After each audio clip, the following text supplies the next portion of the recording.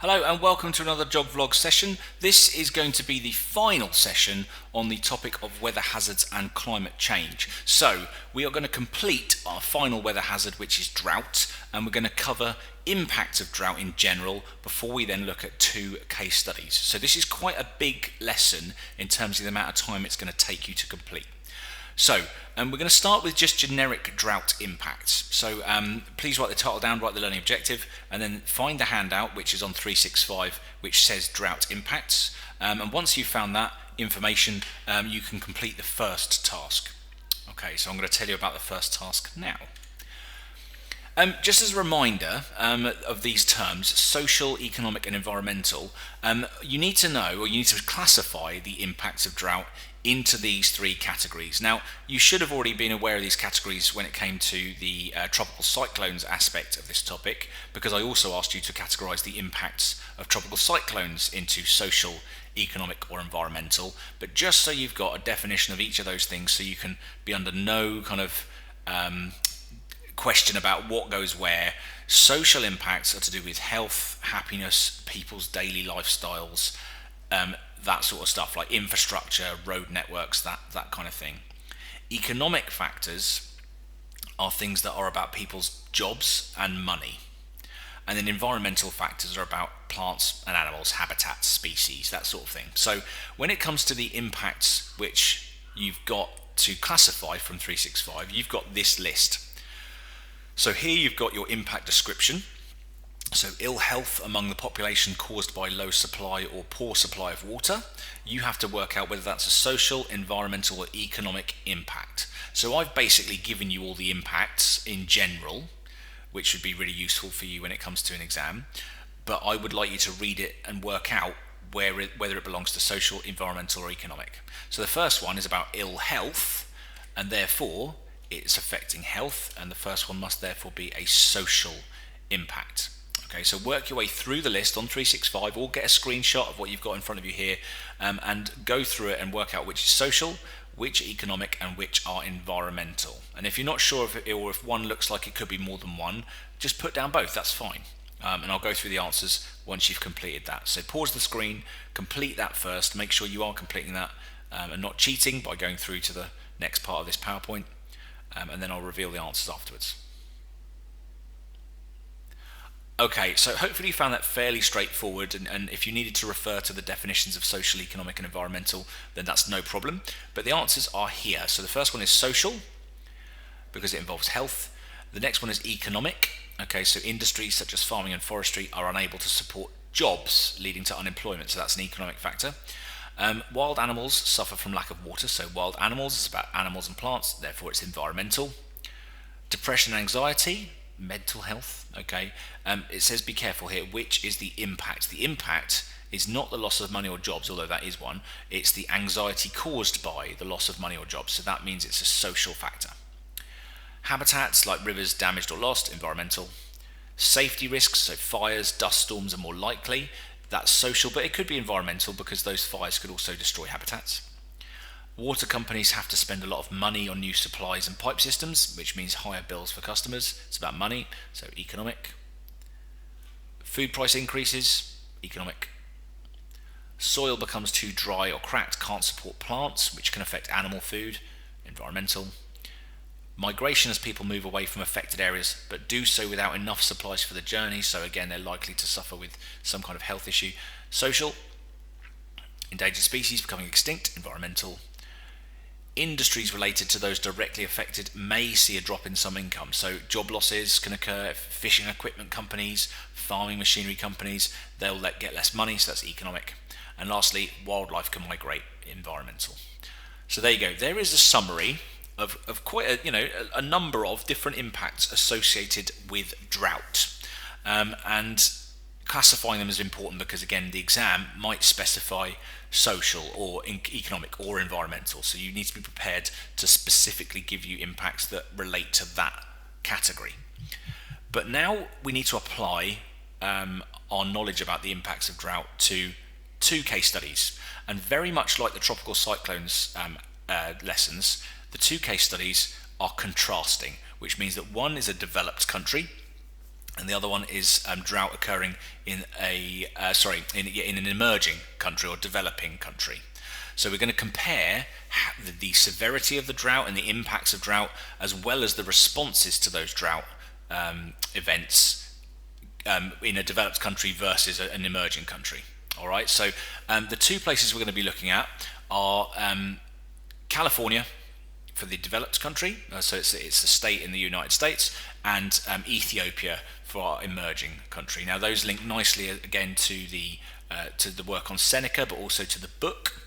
So there's lots of resources and facts and figures available for us to use that the exam board recognise. So we are now going to focus our attention on this area.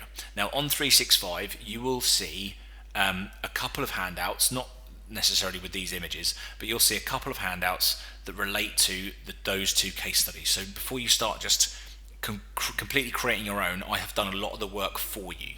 Okay. Now there are videos that link to this topic as well, which again are worth a watch. Although uncomfortable viewing, they are worth a watch. And you can see this one is relating to California. And there is a YouTube video link there you can see appearing. But again, the video is saved on the JogVlogs folder of 365. And then Ethiopia, which is far more wide scale. And again, this image just very much typifies that kind of thing. You know, the vulnerability of the people involved. You've got young children where you can see their ribs. And just the lack of available water is just heartbreaking. So again, two YouTube videos where you can see just sort of to help you visualize and give you a sense of place with regards to the drought in one and the other.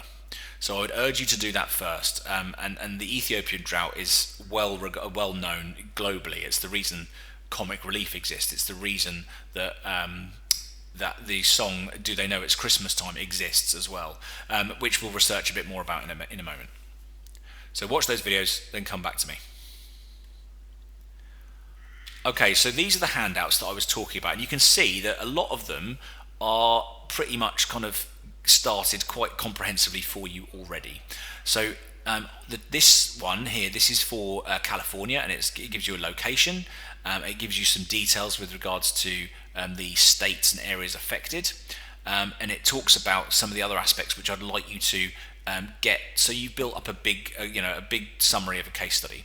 The same is then true of Ethiopia, where again it looks at the where Ethiopia is. I've completed that section for you.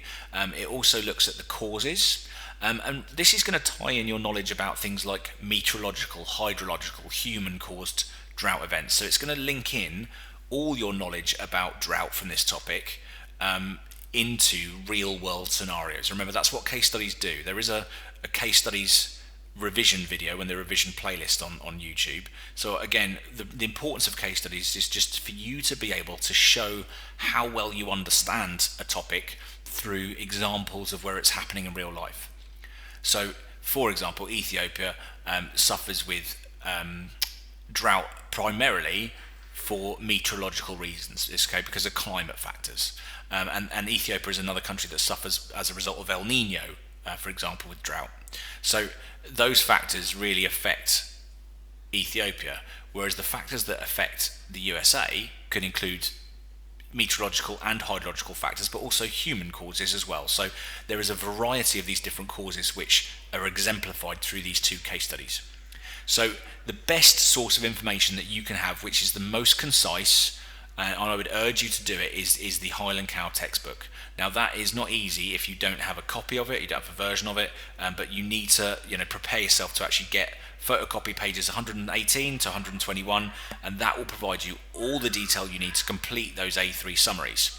So I've started each section for you, and I've also, in those books, I've tried to make sure the information appears chronologically, basically in the order that it appears in the book itself. So that's why I would urge you to go to the book. But I would also say that these are well documented drought events. So if you want to look online to supplement your notes or to add extra detail, or even just to complete these sheets because you don't want to wait to get a Highland Cow textbook, then absolutely do it, because it's definitely worthwhile.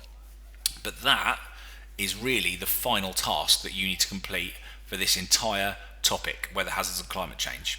So yes, it's included a lot of scientific stuff, atmospheric circulation, oceanic circulation.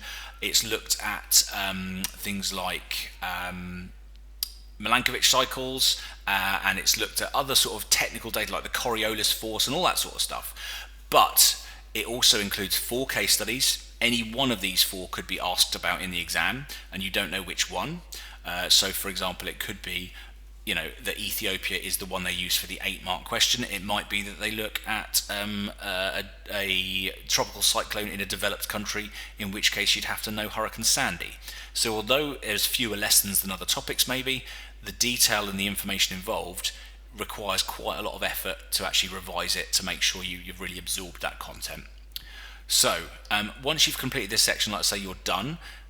Complete these in good detail. Make sure they're with your notes and they're stored away and they're organised really nicely for revision. And remember, this links in nicely to things like Seneca.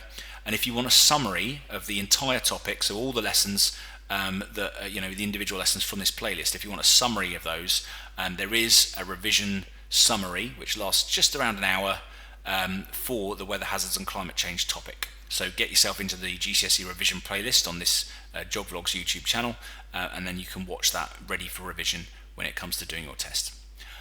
Alright, that's it from me. Thank you very much for listening. Well done for getting through this topic, and I will see you next time for another Job Vlogs. Cheers.